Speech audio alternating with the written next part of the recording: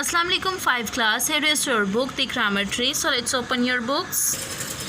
Students, as you all know that we have completed the chapter number 5 in our last lecture. यानी हम अपने last lecture में chapter number 5 जो वो complete कर चुके हैं. Now here is a check point 1. First check point है first 5 जो chapters हमने read out किए उनमें से check point बना हुआ as a test form ये होती है. उनके जो कुछ आपने पढ़ा उसके related आपसे questioning की जाती है. Okay, it contains 15 marks. ये 15 marks का आपका check point है और हम इसको बाद में solve करेंगे. Okay, we will solve it later. Come to next page, page number 26. Yes, today we are going to start chapter number 6, participles and gerunds. Participles and gerunds. First of all, we will learn about participles. Okay, students, come on their definition. Students participles जो हैं वो 2 types के होते हैं, present participles and past participles. First of all we will learn about present participles. Such adjectives formed from verbs with the help of the suffix ing are usually called present participles.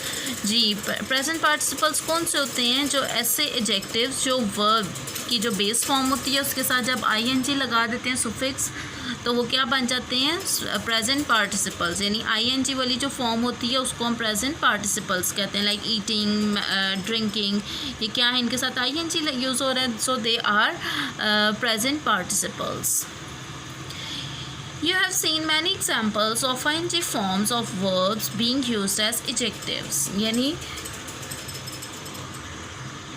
जो जब ing लग जाता है किसी भी noun के साथ, ठीक है, तो वो एज अ वर्ब के साथ ing यूज़ हो जाता है तो वो एज अ एडजेक्टिव भी यूज़ होता है. यानी वो नाउन की क्वालिटी को भी बताता है, क्वालिफाई करता है नाउन को. आप देखिए यहाँ पर The setting sun painted the sky red.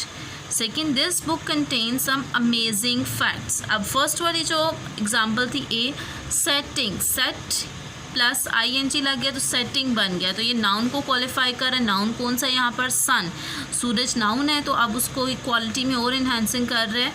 The settings यानी डूबता हुआ सूरज. पेंटेड द स्काई रेड, आसमान को सुर्ख कर देता है. फिर this book contain some amazing, amaze plus ing, amazing facts. ठीक है, तो इसमें फैक्ट्स नाउन है तो amazing as a adjective use हुआ है, so it is qualifying the noun facts.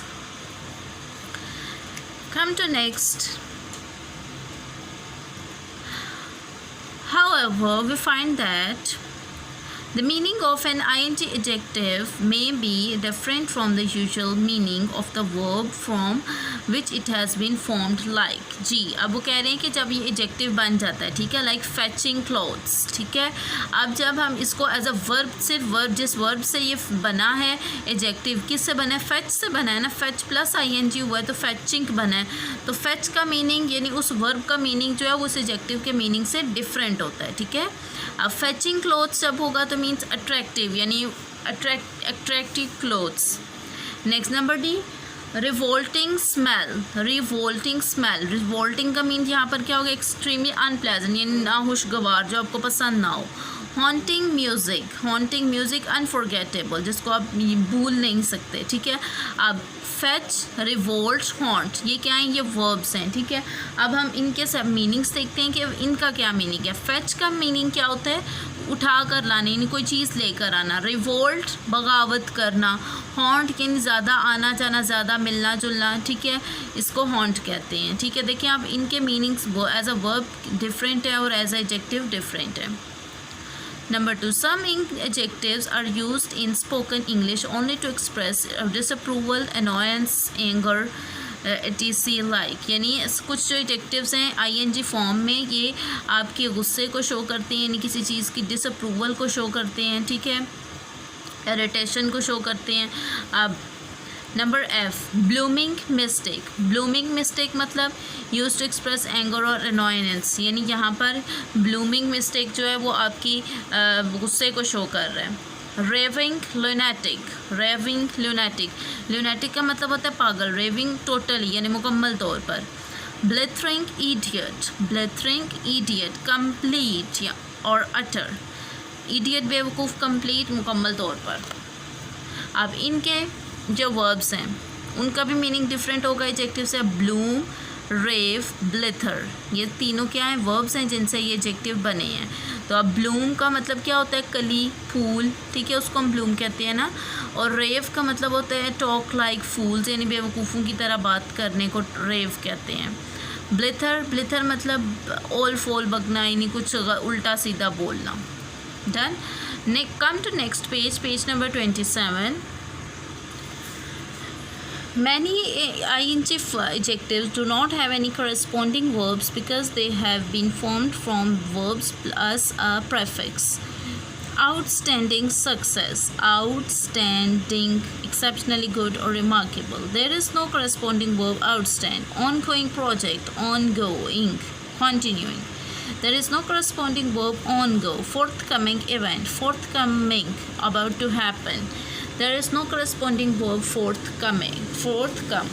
नहीं, अब वो कह रहे हैं कि कुछ जो हैं एडजेक्टिव्स उनमें वर्ब मौजूद उन वो किसी वर्ब से नहीं बने होते, ठीक है। नहीं, उनको अगर हम जैसे हमने पीछे देखा ब्लिथरिंग, तो ब्लिथर, ब्लिथर क्या है, वर्ब है, ठीक है।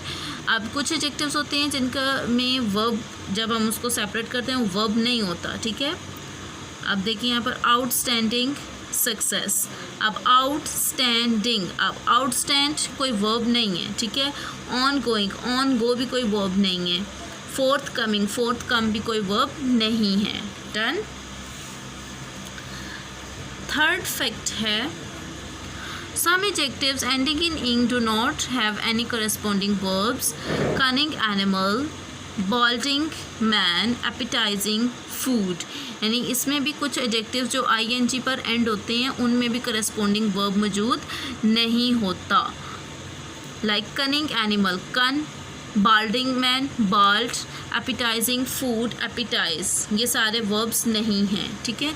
Therefore, to avoid confusion, some grammarians use the name ing adjective to refer to all adjectives ending in ing. यानी अब इस confusion को दूर करने के लिए grammarians ने इनको ing adjective का नाम दिया, यानी जो ing पर end होंगे वो क्या होंगे, वो ing adjective होंगे। Such adjectives may be present participles or they may be related to a verb or they may not have any corresponding verbs at all. Warning है जी नीचे, यानी अब जो ing वाले वर्ब्स हैं, ठीक है, वो यहाँ कुछ समटाइम वो प्रेजेंट पार्टिसिपल्स के तौर पे एडजेक्टिव्स जो हैं, ठीक है, इंग एडजेक्टिव्स वो प्रेजेंट पार्टिसिपल के तौर पर यूज़ होते हैं। समटाइम वो टेंसेस में भी यूज़ होते हैं। टेंसेस में आपको पता है कि ing यानी जिस फर्स्ट फॉर्म के साथ जब ing लग जाता है कॉन्टीन्यूस टेंस को शो करता है, ठीक है। जब इस एम के साथ वो यूज़ होगा तो प्रेजेंट कंटिन्यूस को, वॉज वर्ब के साथ यूज़ होगा तो पास्ट कंटिन्यूस को, और विल बी के साथ जब यूज़ होगा तो फ्यूचर कंटिन्यूस को शो करेगा। ये वही था नोट, वार्निंग ये वही थी, ठीक है। स्टूडेंट्स, आज का हमारा लेक्चर यहीं तक। इंशाल्लाह कल के लेक्चर में हम नेक्स्ट टॉपिक करेंगे पास्ट पार्टिसिपल्स। ओके, आपने इसको प्रेजेंट पार्टिसिपल्स को अच्छे से रीड आउट कर लेना। Okay students, take care and अल्लाह हाफिज़।